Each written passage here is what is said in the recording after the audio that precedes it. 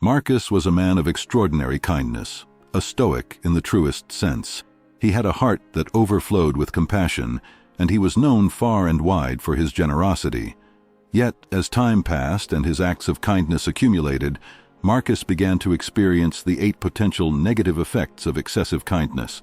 He soon realized that his unwavering goodness, though noble in intention, was not without its consequences. Unrealistic expectations of people. Marcus thought that by giving so much, he would inspire others to do the same. However, over the years, he had developed unrealistic expectations of people. He believed that the world should operate on the same principles of kindness and empathy that he did. He couldn't fathom why others were not as committed to giving without expecting anything in return. Stoicism taught him to accept the world as it is and not base his happiness on the actions of others. To avoid disappointment, he had to practice emotional detachment, letting go of unrealistic expectations. People only expecting you to give. Word had spread about Marcus's endless acts of kindness. People from all walks of life began seeking his help, knowing that he wouldn't turn them away. In fact, he had become their go-to solution for problems of all kinds. Marcus was gradually coming to the realization that people expected him to give all the time. He had unknowingly created a culture of dependency where others didn't feel compelled to address their own responsibilities. The Stoics advised moderation in giving. Marcus needed to balance his kindness with setting boundaries to maintain control over his own life. Prioritizing others over your priorities. The city's endless demands left Marcus with little time for himself. He'd often stay up late helping friends, working for free, and doing whatever he could for others. Neglecting his own priorities, he started to feel the weight of his unfulfilled personal goals. The Stoics reminded Marcus that he needed to put himself first before providing comfort to others. He had to find a balance between his own priorities and the responsibilities he shouldered for others. Being perceived as weak. While Marcus's kindness was admirable, he was viewed as someone who would never say no. Over time, he had become an easy target for others to unload their responsibilities onto.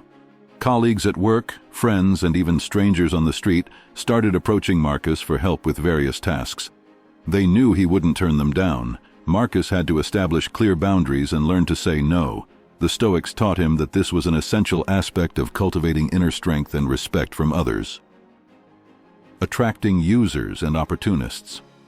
Word had also spread that Marcus was the go-to person for help, and he began to attract those who saw an opportunity in his kindness. There were individuals who had no genuine intention of reciprocating or even expressing gratitude. They were merely interested in what they could extract from him. Marcus realized that he needed to practice discernment and wisdom in choosing whom to help. He had to avoid compromising his energies in unproductive situations and focus on those who genuinely valued his kindness. Attracting needy people. As Marcus continued to pour himself into the lives of others, he started to notice a change in the type of people who gravitated toward him. Many of the people who approached him were needy, burdened with their own problems, and expecting Marcus to solve them. The weight of their negativity and complaints began to affect Marcus's own well-being. Marcus had to practice self-care and self-fulfillment. He needed to attract people with positive energy, enthusiasm, and a willingness to give, rather than those who drained his energy. Falling into addiction. In his quest to help others, Marcus had neglected his own well-being. The city's relentless demands were taking a toll on him, and he was searching for solace in various forms. He found himself drinking more often, eating excessively, and even engaging in unhealthy habits like gambling. He realized that he was using these vices to cope with the emotional exhaustion brought on by his excessive kindness. The Stoics had always emphasized moderation and self-control. Raising suspicions. As Marcus's acts of kindness multiplied, some people began to question his intentions.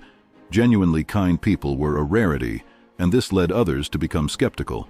They wondered what Marcus might be hiding or if he had hidden motives behind his benevolence. Marcus had to understand that not everyone would view kindness as genuine. Stoicism taught him that he needed to focus on living in harmony with his principles and values, regardless of how others perceived him. In the end, Marcus found that true kindness lay in balance. It was about giving without losing oneself, helping without compromising one's own well-being, and knowing when to say no